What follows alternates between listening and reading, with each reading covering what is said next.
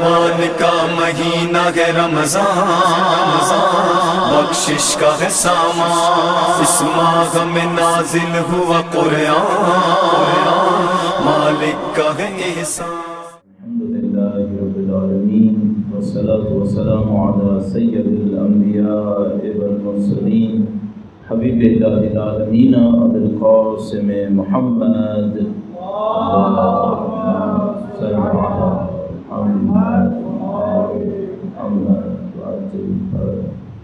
وعلى آلہ الطیبین الطاہرین سیما بقیۃ اللہ فی الارضین۔ قال اللہ تعالی فی کتابہ الکریم بسم اللہ الرحمن الرحیم ونريد أن نمن على الذين استضعفوا في الأرض ونجعلهم أئمة ونجعلهم الوارثين۔ ایک بار پھر درود بھیجے گا محمد وعلی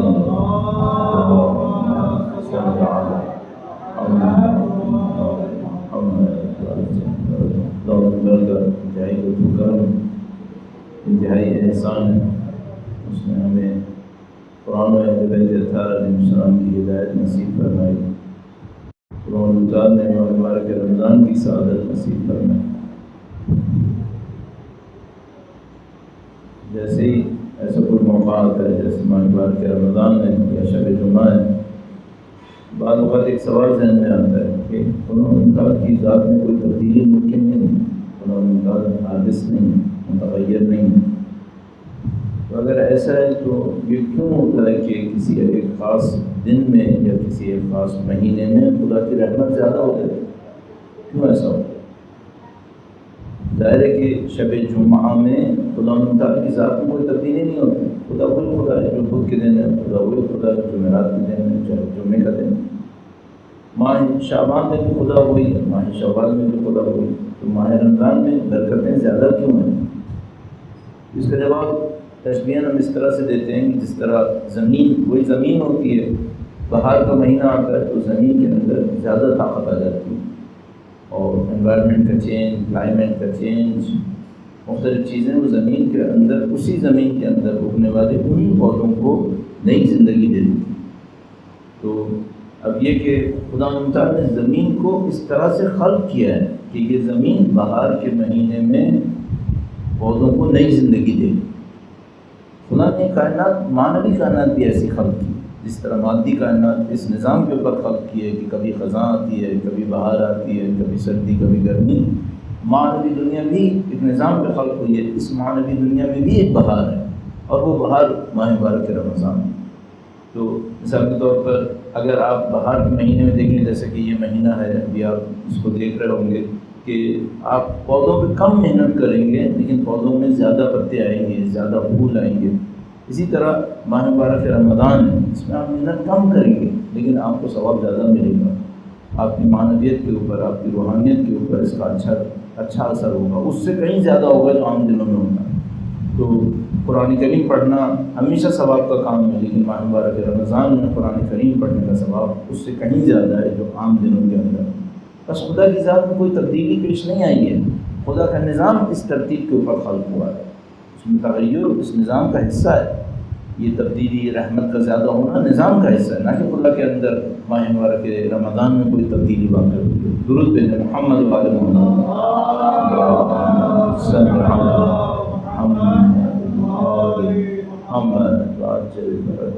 کل ہم نے اس بات کے اوپر اصرار کیا کہ ہم جو دینداری انجام دیتے ہیں اس دینداری میں ہمارے وجود کے اوپر اثر پڑے اور ہمارے وجود میں ترقی حاصل ہو، تکامل حاصل ہو، یہ کیسے عمل انجام پاتا ہے۔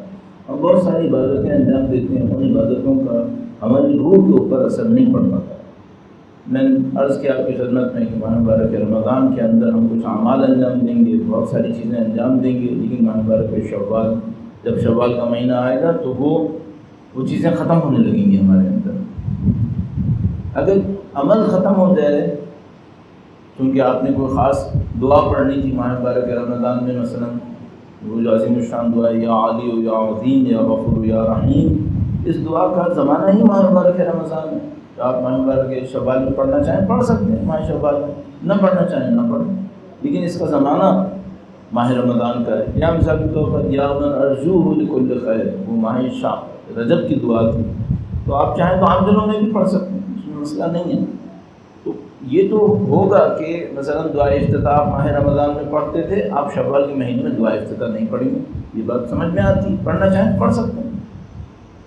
لیکن سوال یہ ہے کہ دعائے افتتاح کا ایک اثر تھا، صحیح آپ دعائے افتتاح نہیں پڑھ رہے، اثر رہا یا نہیں رہا، وہ اثر امپورٹنٹ ہے۔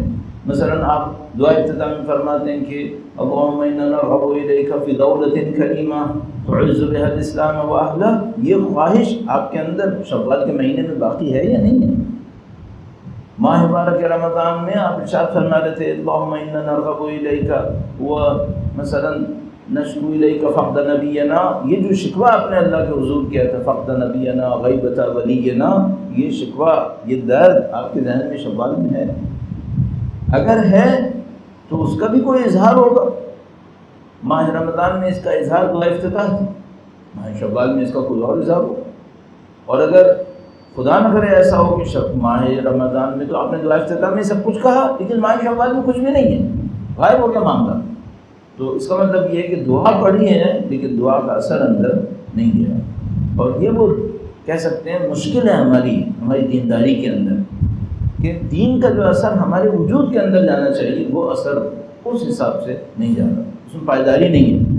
بلکہ ہمارے ساتھ ایک اور مشکل اور بھی پیش آئی ہوئی ہے، یہ کہ ہم خاص اعمال کے اندر انتہائی دیندار ہیں، اتنے ہی وزنی اتنے ہی اہم بعض اور اعمال کے اندر بے دین ہو، یہ نہیں ہے ہمارے ساتھ۔ مثال کے طور پر ایک مثلا کوئی شخص ہے اچھا خاصا دیندار ہے، مثلا فرض فرمائے نماز شب بھی پڑھتا ہے، دعائیں بھی پڑھ رہا ہے، قرآن کریم بھی پڑھ رہا ہے، لیکن ایک مشکل میں مبتلا ہے، وہ کیا ہے؟ مثال کے طور پر نہیں چھوڑ پا رہا وہ کہ وہ ٹیلی ویژن سے فحشا نہ دیکھیں، نہیں چھوڑ پا رہا۔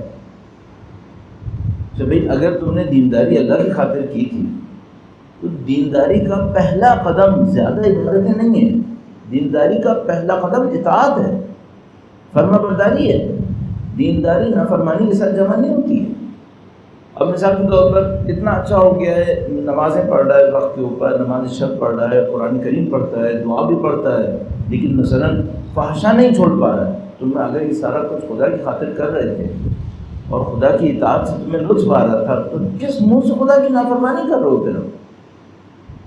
یہ احساس کیسے نہیں ہوگا؟ تو مثال کے طور پر جیسے ہمارے سامنے ائمہ اطہار سلام اللہ علیہ مجمعین کی سیرت ہے، درود بھیجو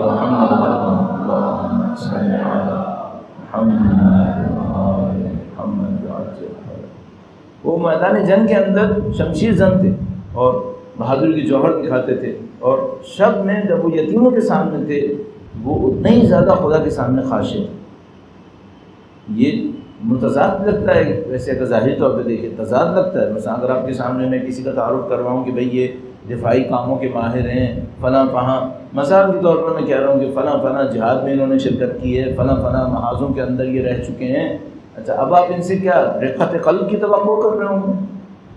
خود بخود ذہن میں آتا ہے یہ مثلا یہ کوئی ذرا ٹف ٹائپ کا آدمی ہوگا، رف اینڈ ٹف ٹائپ کا ہوگا، اس کو اتنی زیادہ اچھی ایموشنز نہیں رہی ہوں گی اب تک، اس کی ایموشنز ختم ہو چکی ہوں گی۔ تو مثلا میں اور آپ تعجب کرتے ہیں جب وہ کلپ دیکھتے ہیں جس میں مثلا قاسم سلیمانی شہید جو ہیں وہ کسی اور کے بچے کے شہید ہونے پر بلک بلک کے رو رہے تھے۔ آدمی کہتا ہے بھئی یہ جنرل ہیں سپوزڈلی کہ یہ اتنے بڑے فوجی کمانڈر ہیں اور انہوں نے پتہ نہیں ہزاروں لوگوں کو مرتے شہید ہوتے دیکھا ہوگا، اب بھی اتنا اثر ہے ان کے اوپر، اب بھی اتنے ایموشنز باقی ہیں۔ یہ کس بات کی نشانی ہے؟ یہ دینداری کی نشانی، سچی دینداری کی نشانی۔ کیونکہ ہماری جو دینداری ہوتی ہے وہ سلیکشن جو ہوتی ہے، مثلا ہمارے یہاں بہت ممکن ہے میرے جیسے مثلا کوئی کم عمر کے اندر اگر جب ہم لوگ جوان تھے مثال کے طور پر تنظیموں کے اندر کام کرتے تھے، ساری رات مثال کے طور پر پوسٹر لگا رہے ہیں، بینر لگا رہے ہیں، یہ کر رہے ہیں وہ کر رہے ہیں، اور فجر یوں ہی لپیٹ کے بس پڑھ لی اور ختم ہو گیا معاملہ۔ اچھا اگر آپ نے 5 گھنٹے اللہ کی بندگی کی خاطر پوسٹر لگائے تھے تو آدھا گھنٹہ اچھی نماز کیوں نہیں پڑھی؟ اگر اللہ کی بندگی کے لیے کیا تھا تو یہ بھی تو اللہ کی بندگی میں تھا، اس کو کیوں نہیں کیا تھا؟ ہم سمجھ میں آتا ہے ہماری بندگی اس پر چوائس ہے، سلیکشن پر ہے۔ یہ کام مجھے اچھا لگ گیا یہ میں نے کر دیا، کہہ رہا ہوں اللہ کی خاطر کیا ہے، نہیں معلوم کس کے لیے کیا۔ اب اس کا مسئلہ کیا ہوگا؟ اس کی وجہ سے وہ جو تاثیر ہمارے وجود پہ پڑنی تھی، اور کل میں نے آپ کی خدمت میں اس کو تفصیل سے عرض کیا تھا کہ تاثیر پڑتی ہے تو کیا ہوتا ہے انسان کے اندر؟ انسان کے اندر معرفت جاگتی ہے، انسان خدا کے راستے پر زیادہ آسانی سے چلنے لگتا ہے۔ آپ اور میں جس دن یہ احساس کریں کہ اللہ کی بندگی میں ہمیں لطف آ رہا ہے، زبردستی نہیں کرنی پڑ رہی، اور نہ کریں تو پریشانی ہوتی ہے۔ ایک پریشانی ہوتی ہے عادت کے ٹوٹنے کی، وہ بھی صحیح ہے، اتنی اچھی نہیں ہے، وہ اتنی مؤثر نہیں ہے۔ کسی نے آ کر امام سے عرض کی، امام معصوم سے کہا مولا آپ کے کچھ چاہنے والے ہیں، کہتے ہیں آپ کے چاہنے والے ہیں، لیکن کچھ چیزیں ان میں اچھی بھی نہیں ہیں، تو ہم کیسے پہچانیں ان کو؟ کیا نماز روزے سے پہچانیں کہ کتنی نمازیں پڑھتے ہیں، کتنے روزے رکھتے ہیں؟ فرمایا نہیں، اس سے نہیں پہچان سکتے۔ تو پھر امام نے تشریحاً یوں فرمایا کہ نہیں، بعض اوقات لوگ عادت کی وجہ سے نماز پڑھتے ہیں، نہیں پڑھے گا تو اس کی طبیعت بے چین ہونے لگتی ہے۔ معذرت کے ساتھ ایک عوامی سی مثال، جیسے کوئی چائے پیتا ہے، شام کی چائے پیتا نہیں پیتا، کہتے ہیں سر میں درد ہو رہا ہے، میری یہ ہو رہا ہے۔ بعض لوگوں کو نفسیاتی طور پہ عادت ہوتی ہے کہ ہم نے یہ کام کرنا ہے، کس نیت سے کرنا ہے تقریباً پیچھے چلا گیا معاملہ، کرنا ہے، نہیں کریں گے الجھن ہوگی، پریشانی ہوگی۔ تو اس نے کہا، راوی نے کہا سوال کرنے والے نے کہ مولا تم کس سے پہچانے؟ میں امانت داری سے پہچانوں، اس کی بات میں صداقت سے پہچانوں، سچا ہے یا نہیں ہے، امانت دار ہے یا نہیں ہے، اپنے وعدے کی وفا کرے گا یا نہیں کرے گا، ان سے پہچانوں۔ اب ظاہر ہے یہ جو ہم باتیں کر رہے ہیں، یہ ممکن ہے کوئی یہ کہے نہیں نماز بہت بڑی نشانی ہوتی ہے، ظاہر ہے امام کے معصوم کے مقابلے میں تو کوئی نہیں کہے گا نہیں، لیکن کسی کے ذہن میں آ سکتا ہے کہ بھئی نماز اتنی بڑی نشانی ہوتی ہے، اس کے لیے ہمارے پاس قرآن کریم میں اتنی تاکید روایتوں میں ہے کہ قبلت تو پھر تمام باقی اعمال قبول ہوتے ہیں، نہیں قبول ہو تو کوئی عمل قبول نہیں ہوتا، تو یہ نشانی کیوں نہیں بن سکتی؟ نشانی اس لیے نہیں بن سکتی، میں نے عرض کیا کہ بعض اوقات انسان عادتوں کی وجہ سے کر رہا ہوتا ہے، تو ایک کام انجام دے رہا ہوتا ہے۔ اب ہمیں اور آپ کو کیا کرنا ہے؟ ہمیں دینداری کی روح میں پہنچنا ہے، اس کام کو کیسے کرنا ہے۔ اچھا یہ بھی عرض کرتا چلوں، یہ اوور نائٹ کرنے کا مسئلہ نہیں ہے، اس کو تھوڑا سا چند منٹس میں عرض کر لوں گا، درود بھیجے گا محمد محمد صلی علی محمد آل محمد۔ میں ہمیشہ جہاں کہیں ایسا کوئی موقع ملتا ہے تو میں کہہ دیتا ہوں، ہماری سوسائٹی کی مشکلات میں سے ایک مشکل ہے ہماری اٹینشن کا فوکس نہ ہونا، ہماری توجہات فوکس نہیں ہے، کوئی ذرا سی بھی چیز ہوتی ہے ہماری توجہات کہیں اور چلی جاتی ہے، تھوڑا سا اس پہ کنٹرول کریں، جتنا آپ اس پہ کنٹرول کریں گے اس کا راستہ کیا ہے؟ اس کا راستہ یہ ہے کہ اسکرین کے اوپر موومنٹ مت دیکھیں، ویڈیوز مت دیکھیں۔ ویڈیوز آپ جتنی زیادہ دیکھیں گے اسکرین کے اوپر، ٹیلی ویژن کے اوپر، کمپیوٹر لیپ ٹاپس کے اوپر اور موبائلس کے اوپر، جتنی زیادہ آپ ویڈیو دیکھیں گے اور ان میں فکشن بھی ہوں گی، نان ریئلسٹک ہوں گی، ڈرامہ ہوگا، فنا، اس سب کا سب نیچرل اسپیڈ سے آؤٹ ہے، سب نیچرل اسپیڈ سے آؤٹ ہے۔ اسپیشلی اگر بچے کارٹون دیکھ رہے ہیں، کارٹون تو قطعاً کسی بھی اسپیڈ کے اندر نہیں، کیونکہ فکشن ہے نا، اینیمیشن ہے، اینیمیشن کی اسپیڈ تو کچھ بھی ہو سکتی ہے، یہ یقیناً آپ کا دماغ تھک جائے گا اور آپ فوکس نہیں رہ پائیں گے۔ اگر آپ کو فوکس رہنا ہے، بہترین کام کیا ہے؟ نماز کو ڈھنگ سے پڑھو، اول وقت پڑھو۔ یہ قول مشہور قول ہے، اس کو میں کئی دفعہ عرض کرتا ہوں، دوبارہ آپ کی خدمت میں عرض کر دیتا ہوں۔ آیت اللہ العظمیٰ مرحوم بہجت اعلیٰ مقام شریف کے استاد تھے سید علی قاضی طباطبائی۔ سید علی قاضی طباطبائی نے ایک جملہ ارشاد فرمایا تھا جو آیت اللہ العظمیٰ بہجت ارشاد فرماتے تھے، اور انہوں نے ارشاد فرمایا کہ اگر کوئی شخص اول وقت نماز پڑھے، چاہے توجہ سے نہ پڑھے، تب بھی خدا اس کو معنوی مقامات دے دے گا۔ اول وقت نماز پڑھے، چاہے توجہ سے نہ پڑھے، تب بھی معنوی مقامات مل جائیں گے۔ یہ بہت بڑی بات ہے، خود آیت اللہ بہجت نے اس کلپ میں کہا یہ بہت بڑی بات ہے، واقعی عجیب بات ہے۔ صرف کیا شرط ہوگی؟ مثلا نماز کی شرائط پوری کر لیں، اگر طہارت شرط ہے، غاسب نہ ہونا، یہ سب حرات صحیح ہو، یہ سب شرائط پوری کر لے جو ابتدائی شرائط، تو حتیٰ اگر توجہ نہیں دے رہا تب بھی خدا معنوی مقامات دے دے گا۔ لیکن ظاہر ہے یہ ایک آدھ دن کی بات نہیں ہے، انسان کی عادت بن جائے کہ وہ یہ کام کرے۔ تو جلدی سے واپس آتے ہیں موضوع کی طرف، ہم یہ کہہ رہے ہیں کہ دینداری کیسے ہمارے اندر اثر کرے تاکہ ہماری روح اس دینداری کے اندر ڈھلے۔ تو ہم نے پہلا پوائنٹ یہ عرض کرنا ہے کہ بھائی یہ کوئی کام نہیں ہے جو اوور نائٹ ہونے کا ہے۔ بس آپ سوچیں میں 15 دن ماہ رمضان محنت کروں گا، یہ ہو جائے گا، خدا لطف فرمائے تو 15 منٹ میں بھی ہو سکتا ہے۔ کوئی واقعہ ایسا ہو جائے تو 15 منٹ میں بھی ہو سکتا ہے۔ آج ہی اتفاقاً میں دیکھ ایک جگہ پڑھ رہا تھا، ایک عالم تھے اصفہان کے، باقر شفتی میرے خیال میں ان کا اسم گرامی تھا، نجف سے پڑھ کر آئے تھے، انتہائی غریب تھے، انتہائی غریب، غربت کے عالم میں اصفہان آئے اور وہ وہاں پہ تعلیم حاصل کر رہے تھے، اور کچھ عرصے کے بعد اتنے دولت مند ہوئے کہ کہتے ہیں تاریخ شیعہ میں اتنا دولت مند عالم کبھی نہیں آیا، اتنا پیسہ تھا ان کے پاس۔ یعنی ایک زمانہ آیا کہ بادشاہ، ایران کا بادشاہ رشیا سے جنگ لڑ رہا تھا، تو جب اس نے دیکھا کہ میرے پاس پیسہ ختم ہو رہا ہے تو ان سے کہا کہ آپ پیسہ دیں تاکہ میں جنگ لڑوں، اتنا پیسہ تھا ان کے پاس۔ اچھا، ان سے کسی نے پوچھا کہ بھئی یہ پیسہ آپ کے پاس اتنا کیسے آیا؟ تو کہنے کہ انہوں نے ایک واقعہ بیان کیا ہے، اس میں انہوں نے کہا کہ میں اسی طرح غربت کے عالم میں ایک دفعہ تھا اور 2-3 دن گزر گئے تھے، کوئی ڈھنگ کی کھانے کی چیز نہیں ملی تھی، تو کہنے کہ ایک دن میں بہت نڈھال ہو گیا، تھوڑے سے پیسے میرے پاس آئے تو میں نے جا کر کلیجی لی۔ اب مجھے نہیں معلوم کہ کلیجی گائے کی ہوگی یا پتہ نہیں مرغی کی ہوگی یا کہاں کی کس چیز کی، تو انہوں نے کلیجی خریدی۔ کلیجی گوشت سے ذرا سستی مل جاتی ہے نا، اس زمانے میں بالکل تھرو اوے ہوتا تھا، بالکل پھینکنے والی چیز ہوتی تھی اس طرح سے۔ تو انہوں نے کہا کہ میں کچھ کلیجی لے کر آیا، تو وہ لے کر میں گزر رہا تھا، تو میں نے ایک معذرت چاہتا ہوں کتیا کو دیکھا کہ وہ اپنے پلوں کے ساتھ پڑی ہوئی تھی اور وہ مرنے والی تھی، اور کہنے کہ میں نے دیکھا کہ اس کے پلے بھی بالکل ایسے تھے حالت میں کہ بالکل مرنے والے، تو اگر وہ کتیا مر جاتی تو انہوں نے بھی ویسے ہی مر جانا تھا۔ کہنے کہ میرا بہت دل دکھا، تو کہنے کہ میں نے وہ جو کلیجی تھی اس کو ٹکڑے ٹکڑے کر کے اس کتیا کو کھلا دیا۔ میں خود بھی 2-3 دن سے بھوکا تھا، ڈھنگ کی میں نے کوئی چیز نہیں کھائی تھی، کیونکہ میں نے سوچا میں انسان میں بچ جاؤں گا، اور اس کا نہیں پتہ یہ بیچاری کیا کرے گی، مر جائے گی، اس کے بچے ہی مریں گے۔ کہنے کہ بس اس کے بعد جو پیسہ آنا شروع ہوا ہے وہ پیسہ یہاں تک چلا گیا۔ اچھا، یہ مت سوچے گا کہ ان کا امتحان وہ کتیا کو کھلانا تھا، پیسہ امتحان کا حصہ نہیں تھا، نہیں، پیسہ بھی امتحان کا حصہ ہے۔ یہ کبھی مت سوچے گا کہ خوشیاں امتحان کا حصہ نہیں ہیں، نہیں، سب امتحان کا حصہ ہے، خوشی بھی امتحان کا حصہ ہے، غم بھی امتحان کا حصہ ہے، پیسہ ہونا بھی امتحان کا حصہ ہے، غریب ہونا بھی امتحان کا حصہ ہے، سب امتحان کا حصہ ہے، عالم ہونا امتحان کا حصہ ہے، جاہل ہونا بھی امتحان کا حصہ ہے۔ ہم لوگ ایک ایسے ایگزامنر کے سامنے کھڑے ہیں جو ایگزامنر میں بھی کمال پر ہے۔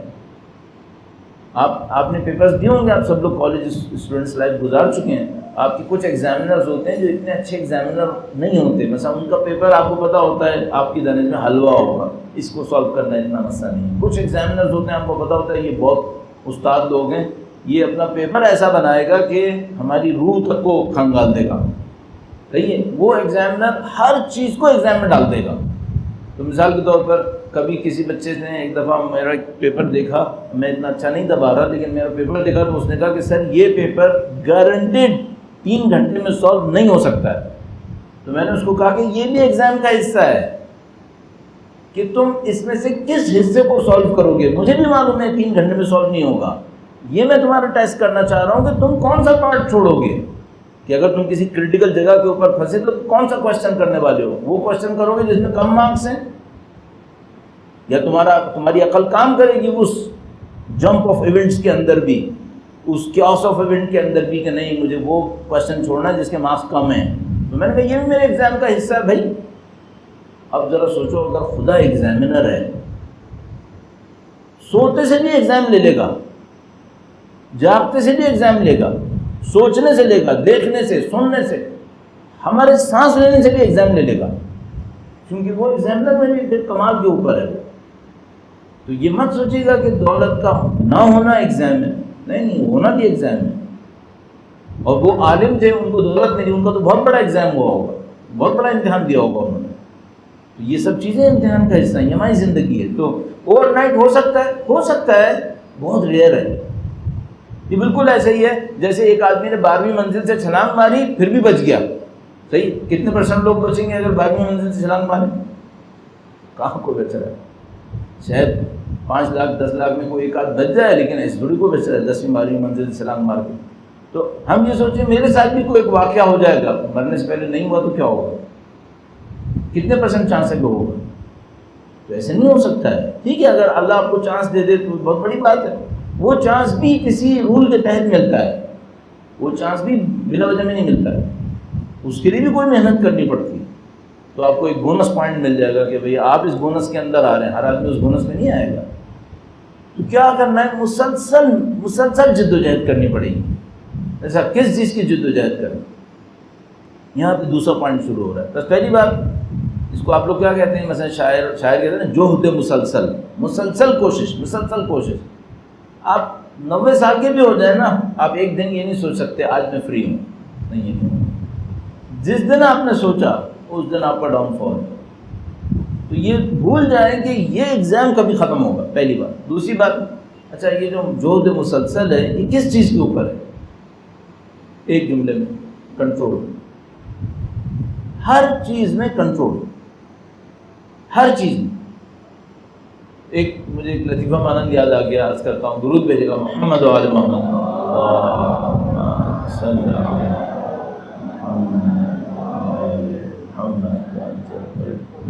بہت پہلے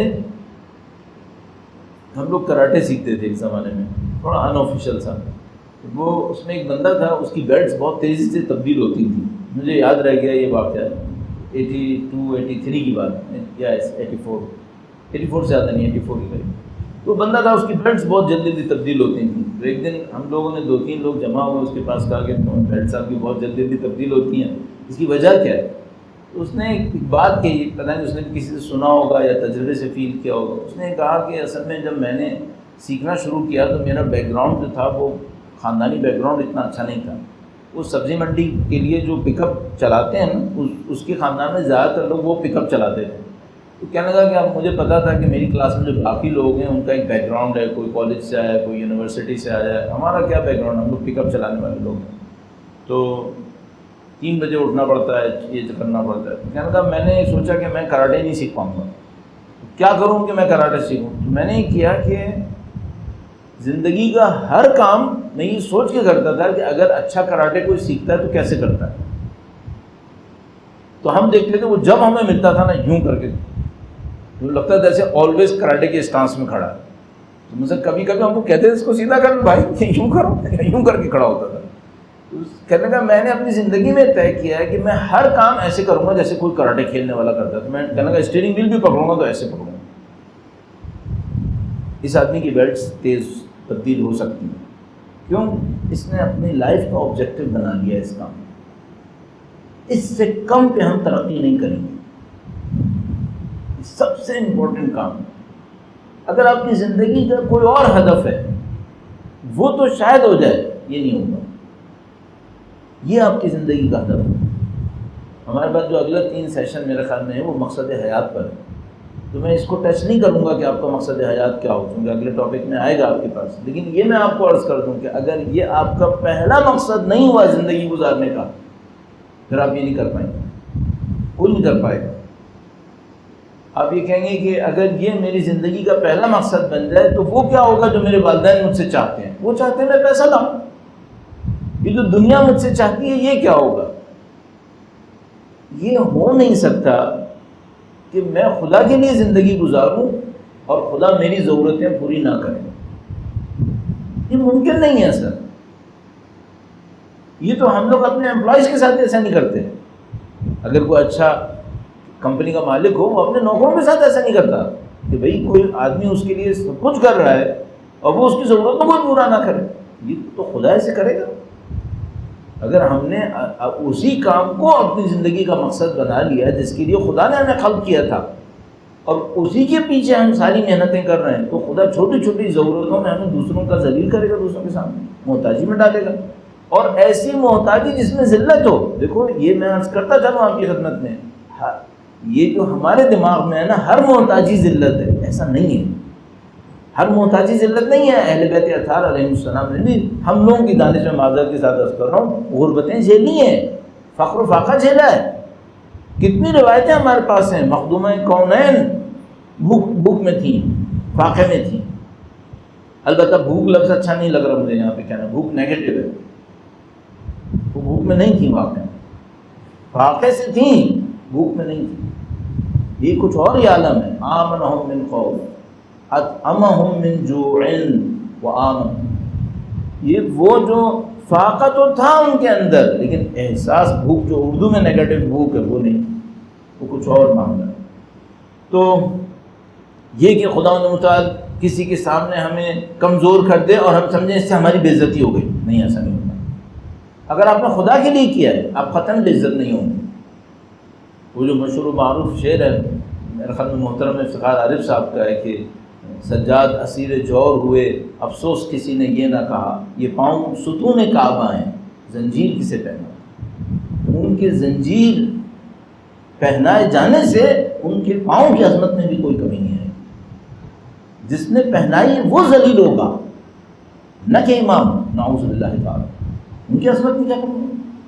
تو یہی سید علی قاضی جو آیت اللہ العظمیٰ بہجت کے استاد تھے، یہ کرائے کے مکان میں رہتے تھے۔ تو ایک دن کرائے کے مکان میں رہتے ہوئے کرایہ مالک مکان کو کرایہ نہیں دیا تو اس نے پورا گھر اٹھا کے باہر سڑک پہ ڈال دیا، گلی میں ڈال دیا۔ تو شاگرد کے ساتھ آ رہے تھے، دیکھا سامان گھر کا سڑک گلی کے اوپر پڑا ہوا ہے اور اہل خانہ بھی وہیں پہ بیٹھے ہیں، سامان کے اوپر ایک چادر ٹانگ۔ شاگرد نے دیکھا، کہا استاد یہ کیا ہے؟ کہا ہنستے ہوئے کہا کہ میں نے کرایہ نہیں دیا، اس نے مجھے باہر نکال دیا۔ تو اس نے کہا نہیں، یعنی میں پوچھنا چاہ رہا ہوں یہ کیوں ہوا، یعنی وہی پوچھنا چاہ رہا تھا خدا نے کیوں کیا، جو کچھ ہے وہ خدا کی طرف سے ہے نا، خدا نے کیوں کیا۔ بہت عجیب ایک جملہ بولا، کاش یہ ہمیں سمجھ میں آ جائے گا، بہت مشکل ہے لیکن سمجھ میں آ جائے تو بڑی بات ہے۔ انہوں نے کہا کہ خدا یہ سمجھ رہا ہے کہ میں اتنا اچھا بندہ بن گیا ہوں کہ مجھے برا نہیں لگے گا۔ اگر کوئی واقعی خدا کا اچھا بندہ ہو اور اس کو پتا ہو کہ یہ بھی خدا کی طرف سے ہے تو اسے خدا کا دی کوئی چیز بری نہیں لگے گی۔ وَمَا رَأَيْنَا إِلَّا جَمِيلًا، اس لیے بی بی نے فرمایا اگر خدا کی طرف سے ہے تو جمال ہے۔ انہوں نے ہنستے ہوئے کہا کہ خدا یہ سمجھ رہا ہے کہ میں اتنا اچھا بندہ بن گیا ہوں کہ مجھے برا نہیں لگے گا۔ ان کو نہیں لگا ہوگا، واقعا بڑے کمال کے اوپر تھے، لیکن دوسرا دیکھ کے یہ سمجھ رہا ہوگا کہ بڑی مصیبت آ گئی، بھائی بڑا مسئلہ بن گیا، یہ ہو گیا وہ ہو گیا، وہ مطمئن۔ پہلی بات ایک ایک رات میں نہیں ہونے والا، ایک ایک مہینے میں نہیں ہونے والا، یہ جہد مسلسل ہے۔ نمبر دو، اگر آپ کی لائف کی ٹاپ پرائرٹی نہیں ہے تو یہ نہیں ہوگا۔ ہوگا ہی اس وقت جب آپ نے یہ طے کر دیا ہو کہ مجھے یہ سب سے پہلے کرنا ہے۔ البتہ پھر بھی عرض کرتا چلو ٹاپ پرائرٹی یہ ہے، اس کا مطلب سیکنڈ کوئی پرائرٹی نہیں ہے، نہیں، سیکنڈ پرائرٹیز ہیں۔ مثلا میری ٹاپ پرائرٹی یہ ہو جائے، اللہ کرے کہ میں اللہ کا اچھا بندہ بن جاؤں، تو بھائی اس اللہ کے اچھے بندے کو کمانا بھی خدا نے کہا ہے، وہ بھی خدا کی بندگی میں کرے گا۔ اس اللہ کے اچھے بندے کو علم حاصل کرنے کا بھی خدا نے حکم دیا ہے، تو وہ علم حاصل کرے گا، نہ کہ وہ یہ کام نہیں کرے گا۔ ہاں ایک دفعہ ٹکراؤ ہو جاتا ہے، جیسے مثلا جب تک اللہ کے رسول تشریف فرما تھے مولا نے اپنی پراپرٹیز نہیں بنائی، کیوں؟ ہر وقت جہاد تھا۔ 10-11 سال کے اندر 70 سے زیادہ غزوے اور سریے ہوئے، تو امیر المومنین کہاں سے پراپرٹی بناتے، کہاں سے ملکیت کرتے؟ ہر کچھ دن کے بعد تو جہاد پہ جانا ہوتا تھا، تو نہ جانور پال سکتے تھے، نہ زمین کے اوپر کام کر سکتے تھے۔ اس وقت ساری زندگی انہوں نے لگائی ہوئی تھی جہاد کے اوپر۔ اور اس زمانے میں جہاد کوئی آرمی تھوڑی ہوتی تھی کہ مثلا ایک آرمی ریگولر بنی ہوئی ہے، اس کی ایک سیلری ہے، اس کا ایک بجٹ ہے، یہ سب کچھ نہیں ہوتا تھا۔ ایک نقارہ بچتا تھا کہ بھائی دشمن آ گیا سر کے اوپر، سب جمع ہو جاؤ، باہر نکلنا ہے۔ تو اب آپ کی کھیت فصل تیار ہے، کٹنے کا ٹائم ہے، آپ کو حکم ہے چلو جاؤ شام۔ پتہ چلا 3 مہینے کے لیے 4 مہینے کے لیے آپ چلے گئے، اب پیچھے کیا ہوگا؟ پیچھے آپ کے نوکر ہیں جو کچھ بھی سنبھال لیا، نہیں سنبھالا، سب غارت ہو۔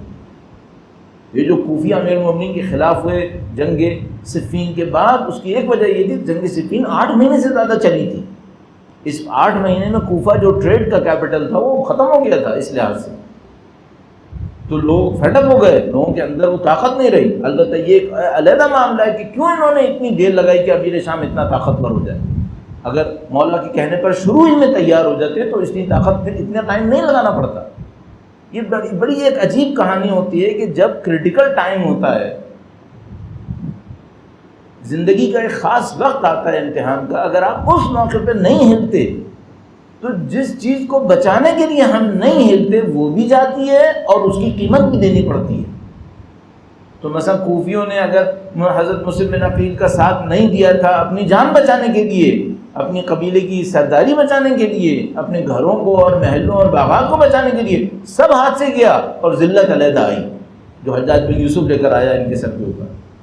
تو یہ ہمیشہ کا معاملہ ہے۔ اور اسی طرح کی کئی مثالیں ہیں. مثلا بیان کرتے ہیں کہ بھائی وہ ایسی بھی ایک مثال میرے ذہن میں آ گئی. وہ ایران میں ایک بادشاہ، ایک وزیر اعظم ہوتا تھا، امیر کبیر اس کا لقب تھا. امیر کبیر دی گریٹ ون اس طرح کہتے تھے، جیسے وہ رشینز اپنے ایک بادشاہ کو کہتے تھے پیٹرز دی گریٹ، تو اس کو بھی، اس وزیر اعظم کو امیر کبیر کہتے تھے. تو یہ جو وزیر اعظم تھا اس کو ایک دفعہ دشمنوں کا سامنا کرنا پڑا، میرے خیال میں شاید رشینز تھے یا کون تھے. تو اس نے فرینچ یا ایک کوئی یورپین وہ تھا انجینئر تھا، اس کو بلایا. وہ توپ بنانے کا ماہر تھا.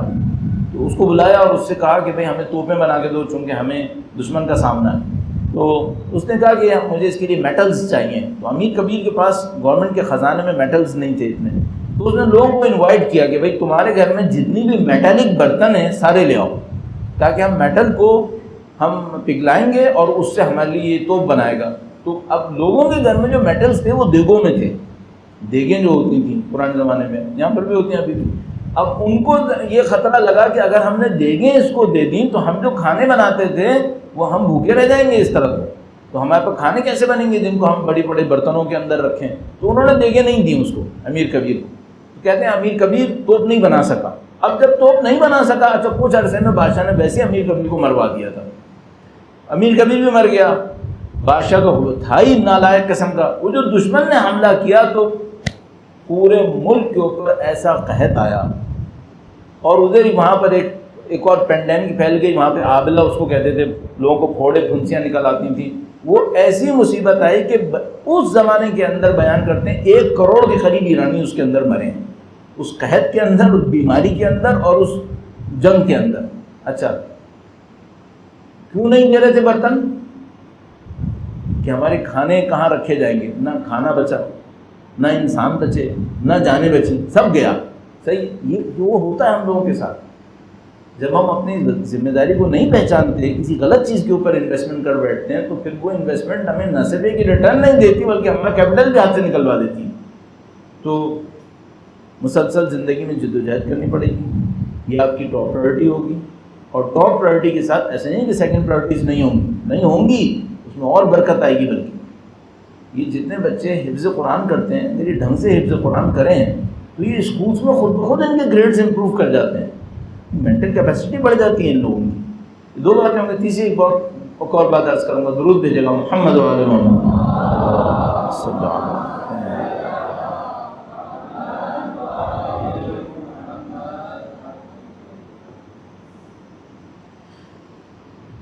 امپورٹنٹ بات یہ ہے کہ آپ اپنی زندگی میں یہ نہیں کر سکتے کہ آپ گرفت نہ کریں، نظر نہ رکھیں اپنے اوپر، اور اس امید پہ چلتا چھوڑ دیں کہ آہستہ آہستہ صحیح ہو جائے گا. یہ نہیں ہونے والا. تیسرا پوائنٹ کیا ہے؟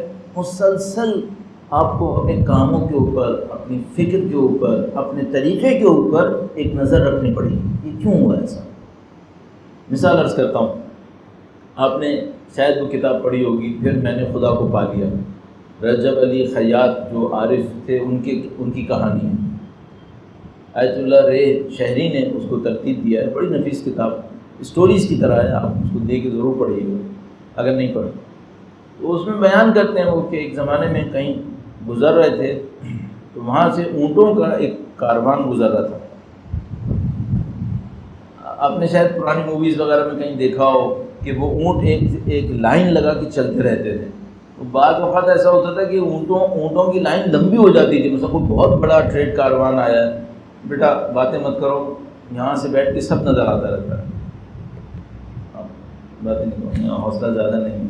صحیح. میں جتنا زیادہ بوڑھا ہوتا جا رہا ہوں میں کم حوصلہ ہوتا جا رہا ہوں.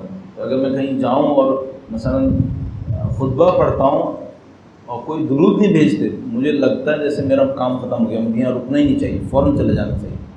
بہت ڈر لگنے لگتا ہے مجھے، کیونکہ مجھے سمجھ میں آیا ہے، شاید غلط سمجھ رہا ہوں، اتنا زیادہ سینسیٹیو نہیں ہونا چاہیے.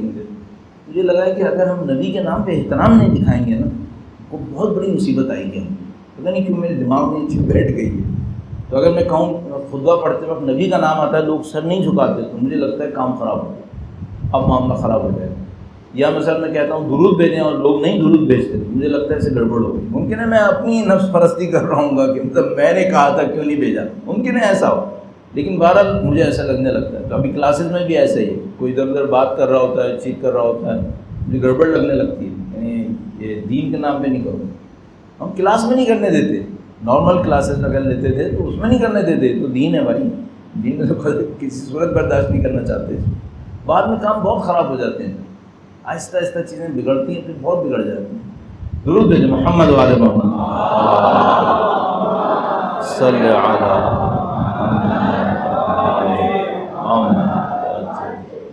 وہ ہمیشہ کا معاملہ بھول گیا کیا بات تھی، آخری بات کیا تھی؟ ہاں رجب علی خیاط کا واقعہ سنا تھا. تو وہ اونٹوں کی قطار ہوتی تھی، تو وہ بعض اوقات تو بہت بڑا کوئی کاروان ہوتا تھا، مثلا اس میں 50-60 اونٹ 100 اونٹ، اب ایک آدمی کھڑا ہے، مجھے گزرے جا رہے ہیں. تو وہ کہیں کھڑے ہوئے تھے، اور اسی دن انہوں نے کوئی بیگ خریدا تھا، بڑا شیک سا کوئی اچھا سا خوبصورت سا بیگ تھا ان کے ہاتھ میں. بعض اوقات ہوتا ہے نا آدمی کوئی ایک چیز پین لگاتا ہے، گھڑی لگاتا ہے، ایک موبائل لیتا ہے، ذرا اس کو خیال ہوتا ہے کہ آج ایک نئی چیز پکڑی ہے. تو ان کے ہاتھ میں کوئی بیگ تھا اچھا سا. تو گزر رہے تھے تو وہ کیئرفل ڈسٹینس کے اوپر تھے، جانوروں کو کچھ پتہ نہیں ہوتا ہے کبھی کیا حرکت کرتے ہیں. تو ایک اونٹ نے لات ماری. ایسے اونٹ اتنی آسانی سے مارتا نہیں ہے، لیکن اگر مار دے تو بڑا خطرناک. جانور جب کک مارنے والا جانور کک مارتا ہے تو پھر بچنے کا چانس بہت کم ہوتا ہے. تو وہ اس نے جو لات ماری تو ان کو لگا کہ میں گیا، نہیں بچتا، بچ گیا. اب وہ ہوشیار تھے، بہت ہوشیار. توحید پہ انہوں نے بہت محنت کی تھی اللہ کی ذات کے اوپر. فوراً سمجھ گئے کہ میرے لیے کوئی اشارہ ہے. یہ جو ہوا ہے نا، یہ اس جانور نے لات ماری، جانور نے کیوں لات ماری؟ کہنے کہ کوئی اشارہ ہے. تو انہوں نے بڑی درخواستیں کی کہ بھائی کیوں ایسا ہوا میرے ساتھ. تو کہا کہ تمہاری توجہ بیگ کے اوپر اتنی زیادہ کیوں تھی؟ کیوں بیگ کو اتنا زیادہ سوچ رہے تھے؟ کون سی خدائی بات ہے؟ غیر خدائی چیزوں کے اوپر سوچتے. تو انہوں نے کہا کہ اپنے جب ان کو یہ خیال آیا تو انہوں نے مثلاً اس طرح سے کہا کہ لیکن میں نے کسی سے یہ بات کہی نہیں. ٹھیک ہے میرے دماغ میں ایک شو بازی آئی تھی، لیکن میں نے شو ریفلیکٹ نہیں کی. تو مثلا ان کو بتایا گیا کہ اسی لیے کک لگی نہیں ہے، تھوڑا فاصلے سے گزر گئی. ابھی شو کرتے تو پھر لگتی، پھر مجھے نہیں لگے گی. کیوں؟ بولا مجھے اتنی جلدی سزا نہیں دے گا. وہ لوگ رحمت خدا سے زیادہ نزدیک، مجھے اتنی جلدی سزا نہیں ملے گی. مجھے توبہ کر کے ڈھونڈنی پڑے گی. وہ لوگ اتنے خوش قسمت تھے کہ اگر اتنی سی بھی غلطی کرتے تھے ان کو پتہ چل جاتا، ان کو سزا دے دیتا. آیت اللہ شیخ مرتضیٰ انصاری کہیں سے گزر رہے تھے تو کسی نے ان کو گالیاں دی. بہت پرہیزگار. آپ ابھی بھی نجف تشریف لے جائیں، مولا کے روضے کے اندر جو حجرے بنے ہوئے ہیں صحن کے اندر، اس میں ایک شیخ مرتضیٰ انصاری کی قبر ہے. وہاں ان کو کسی نے گالیاں دی. شیخ مرتضیٰ انصاری نے دیکھا اور آگے چلے گئے. ٹھیک ہے گالیاں دے رہے تھے، ہماری طرح دوڑ گیا. کسی نے مجھے کچھ کہا تو میں اس کے جد امجد تک کو بھی گھسیٹ کے لے آؤں گا، کس نے مجھے کیوں کہا. تو وہ چلے گئے. تو آگے جانے لگے تو ایک بندہ کھڑا تھا اللہ والا، وہ خود بھی کم نہیں تو بہت آگے مقام تھا. وہ نزدیک آیا، کہنے لگا شیخ اسے بددعا دے. شیخ نے کہا نہیں میں بددعا نہیں دیتا. کہا نہیں آپ بددعا دے دو، جواب دو اسے. کہنے کہ نہیں میں نہیں دوں گا. کہنے لگا آپ کی مرضی. وہ بندہ جس نے گالیاں دی تھیں وہ تھوڑی دیر آگے گیا، اس کو پیرالائز ہو گیا، فلج ہو گیا. یہ اللہ والا آیا. کہنے لگا میں اس لیے کہہ رہا تھا، آپ 2 جملے بول دیتا نہیں بچ جاتا. آپ نے نہیں بولا کہ خدا نے آپ کا بدلہ لے لیا اس سے. بعض اوقات یہ لوگ جو اتنا خدا پہ غور کرتے ہیں، اتنا خدا پہ غور کرتے ہیں، یہ ہر وقت خدا کے ساتھ ہوتے ہیں. یہ سمجھ لو ہر وقت خدا کے حضور میں ہوتے ہیں. ہم لوگوں کی طرح نہیں ہے فجر کی نماز پڑھنے کھڑے ہوئے تو اس کا بھی نہیں پتہ ہوتا خدا کے سامنے ہے یا نہیں. یہ لوگ ہر وقت خدا کے سامنے ہوتے ہیں. وہ میرے خیال میں مثنوی مولانا کے اندر، مولانا جلال الدین رومی کے اندر تھا کہ خوشا آنن کے دائم در نماز. ان کو وہ کتنا خوش قسمت لوگ ہیں جو ہمیشہ نماز میں ہوتے ہیں. یہ جو ہمارے پاس اقیم الصلاۃ ہے وہ یہ ہے، نماز قائم کرو. 17 رکعت نہیں ہے، نماز 17 رکعت سے قائم نہیں ہوتی. نماز حالت نماز سے قائم ہوتی. کوئی خدا کو ہمیشہ سوچے یہ نماز قائم ہوتی. تو تو اگر کوئی انسان اپنی زندگی میں ہمیشہ خدا کو سوچتا رہے، اس سے نماز قائم ہو۔ اس عمل کو ہم کہتے ہیں مراقبہ۔ ہم کیا کہتے ہیں؟ وہ لوگ کہتے ہیں مراقبہ کہتے ہیں۔ کیا مطلب؟ ہر وقت گرفت رکھو اپنے اوپر، چھوٹی چھوٹی باتوں کو بھی چھوڑو نہیں۔ مثلا ایک بات آپ بھی نوٹ کرتے ہوں گے، شاید درود بھیجے گا محمد و آل محمد۔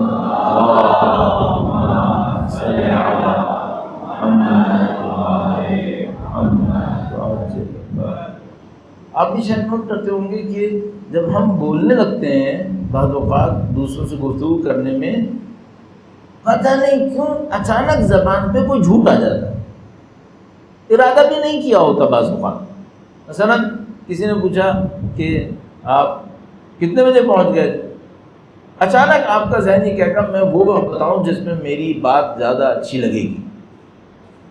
اچھا یہ سچ کیوں نہیں آتا؟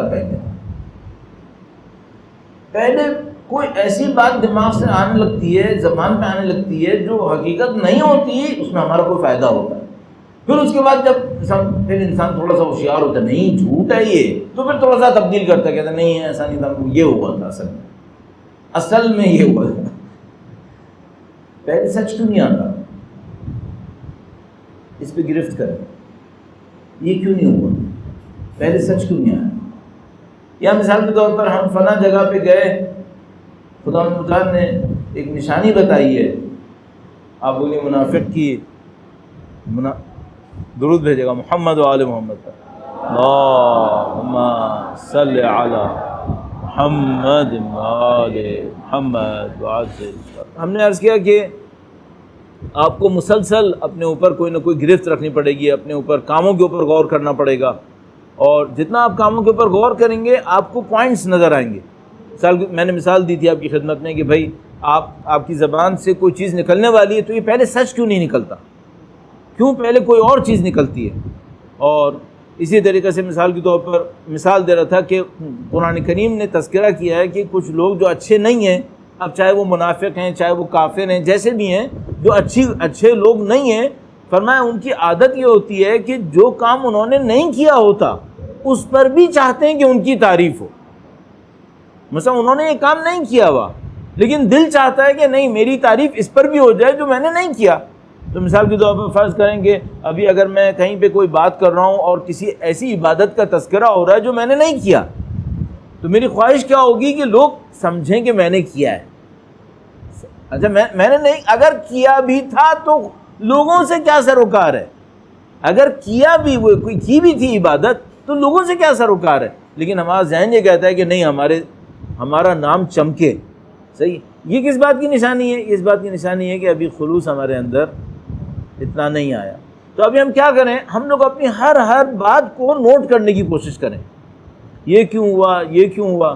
اچھا ممکن ہے کوئی یہ کہے کہ بھائی اس طرح سے کریں گے تو ہم نفسیاتی مریض بن جائیں گے، اس طرح ہم کوئی کام نہیں کر پائیں گے، تو پھر ایک اور کام کر سکتے ہیں، وہ یہ کہ کسی خاص بات سے شروع کریں۔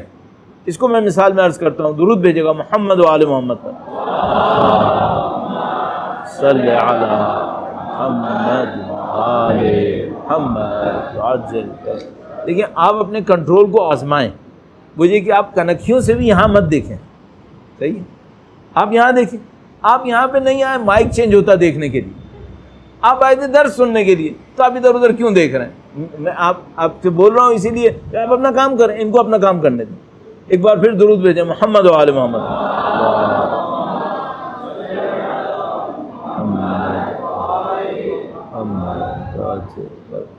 ہم کسی ایک کام سے شروع کریں، اصل کس کام سے شروع کریں؟ سچائی زبان کی۔ کل میں نے آپ کی خدمت میں عرض کیا تھا سچائی کے 3 لیولز ہو سکتے ہیں۔ ایک سچائی ہوتی ہے زبان کی ہوتی ہے، ایک سچائی ہوتی ہے چہرے کی ہوتی ہے، ایک سچائی ہوتی ہے نیت کی۔ نیت کی بھی سچائی ہوتی ہے۔ کم سے کم کام کیا ہے؟ زبان کی سچائی۔ چونکہ ممکن ہے آپ یہ کہیں کہ بھائی چہرہ میرا ریفلیکٹ کر گیا، میری مرضی نہیں تھی، جبکہ ایسا ہوتا نہیں ہے، یہ بھی ہماری مرضی سے ہی ہوتا ہے۔ چہرے کے اندر بہت سارے مسلز ہیں، اور وہ مسلز شاید میں اور آپ یہ سمجھ رہے ہو کہ میری مرضی کے بغیر بھی چلتے ہیں، لیکن ایسا نہیں ہوتا، یہ ہماری مرضی سے چل رہے ہوتے ہیں، یا سمجھ لو کہ ہمارے اندر کو ریفلیکٹ کر رہے ہوتے ہیں، اور وہ ہم سمجھ رہے ہوتے ہیں کہ ہماری مرضی نہیں ہے۔ نہیں، وہ جو آپ نے اندر جمع کیا وہ تو اپنی مرضی سے جمع کیا ہے، ہاں تو وہ آپ نے اپنی مرضی سے اندر جمع کیا ہے، وہ ریفلیکٹ ہو جائے گا، وہ آپ کی مرضی سے بغیر ہوگا بہرحال، لیکن زبان تو بہرحال آپ کی مرضی سے چلے گی. تو کہاں سے شروع کریں گرفت کرنا؟ سب سے امپورٹنٹ جو مجھے سمجھ میں آتا ہے وہ سچائی ہے. اور سچائی میں کم سے کم سچائی کیا ہے؟ زبان کی سچائی. اس کو جھوٹ نہ آنے دیں. اتنا کوشش کریں اس کے اوپر، اتنا کوشش کریں کہ پہلی جو زبان سے نکلنے کی خواہش ہو وہ سچ ہو. زیادہ تر لوگ سچائی پہلی زبان سے نہیں نکالتے، پہلی چیز کچھ اور نکال دیتے ہیں، بعد میں اسے لپیٹنے کی کوشش کرتے ہیں. تو آپ اور میں اس کے اوپر محنت کریں. ایک اور چیز میں عرض کروں گا اور پھر ہمارا ٹائم ویسے ہی ختم ہو رہا ہے. درود بھیجے گا محمد و آل محمد پر.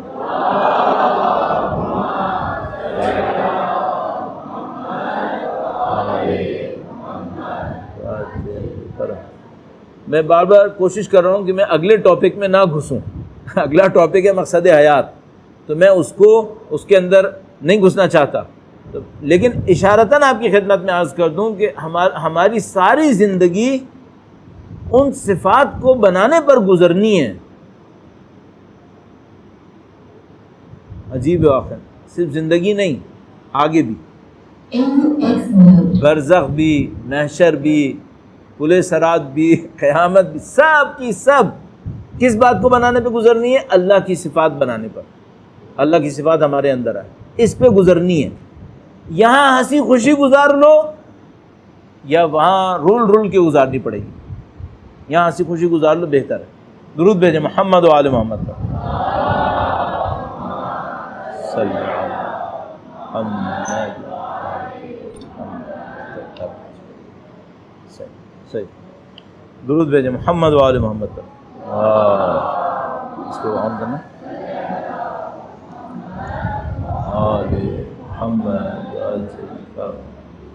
ایک بار پھر درود بھیجیں محمد و آل محمد.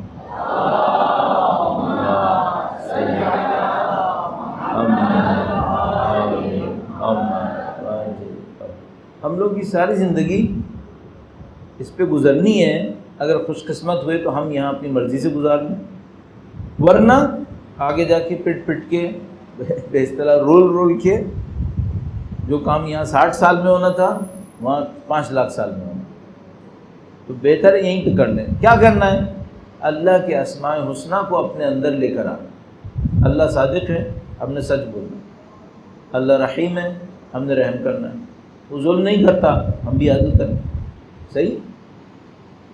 جو میں نے آپ سے کہا کہاں سے شروع کریں گرفت کرنے کے لیے، 2 پوائنٹ. نمبر 1 سچائی، اور سچائی کم از کم زبان کی سچائی. ٹھیک ہے. اس سے بھی امپورٹنٹ ایک پوائنٹ ہے جہاں سے شروع کریں. وہ کیا ہے؟ وہ خدا کی صفت ہے جس کو خدا نے کہا ہے کہ یہ میں نے اپنے اوپر ٹاپ پرائورٹی میں لکھ دی ہے. بعض اوقات خدا کی ایک صفت ہوتی ہے، خدا کی ایک اور صفت ہوتی ہے، ہم لوگ اس کو اس طرح کہتے ہیں. ایسا ہوتا نہیں ہے. ہم لوگوں کی نظر میں، چونکہ ہم لوگ چھوٹی نظر سے دیکھتے ہیں، ٹکرا جاتی ہیں صفت. وہ کیسے ہوتا نہیں ہے؟ ٹکراؤ نہیں ہوتا خدا کی صفت میں. ہماری نظر میں ایسا ہوتا ہے، ہم لوگوں کی نظر چھوٹی ہے. وہ کیا ہے؟ مثلا خدا عادل ہے اور خدا رحیم بھی ہے. اب آپ خود سوچو، اگر ہم سب کے ساتھ خدا عدل کرے تو ہمارا کیا ہوگا؟ ہم لوگ ختم ہو جائیں گے، ہمارے سے کچھ نہیں بچے گا.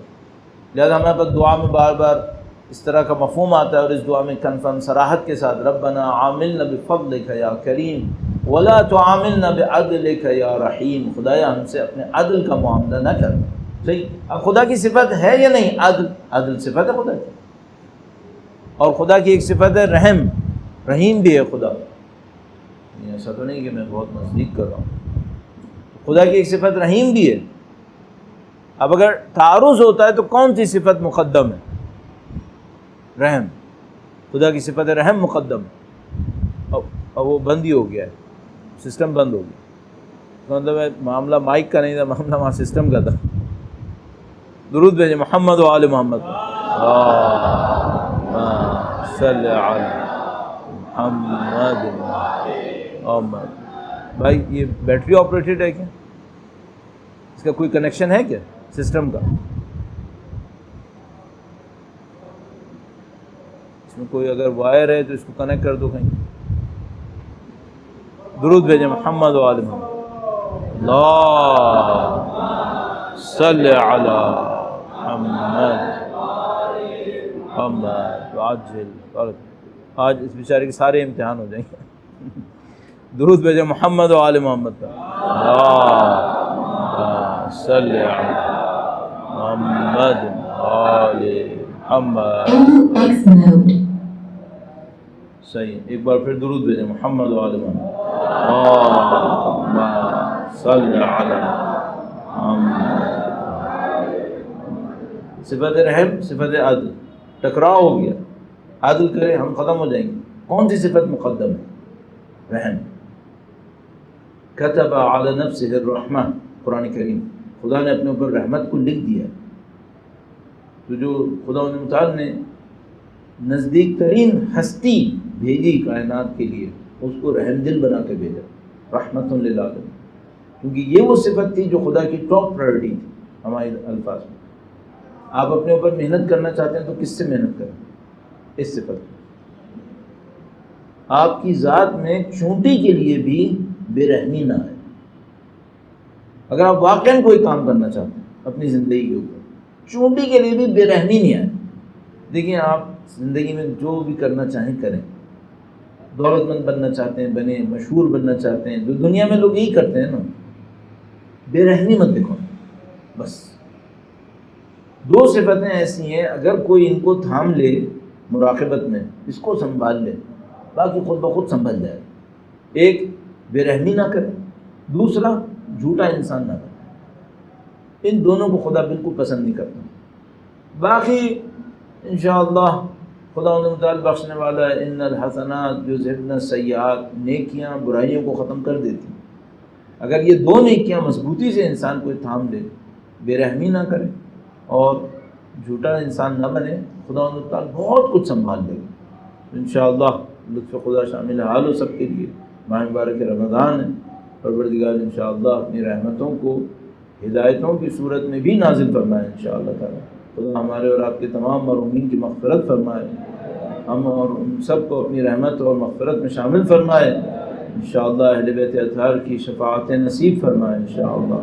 امام کے ظہور مبارک میں تعجیل ہو۔ خدا سے دعا کرتے ہیں پروردگار بحق نبی اولاد نبی، بحق اہل بیت اطہار علیہ السلام، ان کے مصائب کا واسطہ خدایا سید و سردار مولا اور آقا امام آخر الزماں کے ظہور میں تعجیل فرما، ان کے آبان و انصار کی تعداد میں اضافہ فرما خدایا۔ امام کے مقدس نام کے صدقے میں، ان کے اجداد طیبین و طاہرین کے مقدس نام، ان کی مظلومیتوں کے صدقے میں، ہمارے جو بے گناہ اہل بیت کے چاہنے والے جیلوں کے اندر ہیں، گمنامی کے اندر ہیں، لاپتہ ہیں، خدایا ان تمام کو جلد از جلد آزادی و رہائی نصیب فرما۔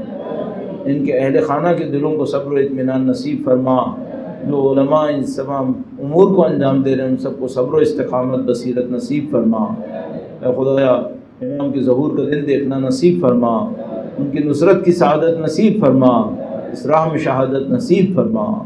ربنا تقبل منا انك انت السميع العليم وتب علينا انك انت التواب الرحيم بجاه نبيك وعترته الطاهرين اللهم صل على محمد وآل محمد وعجل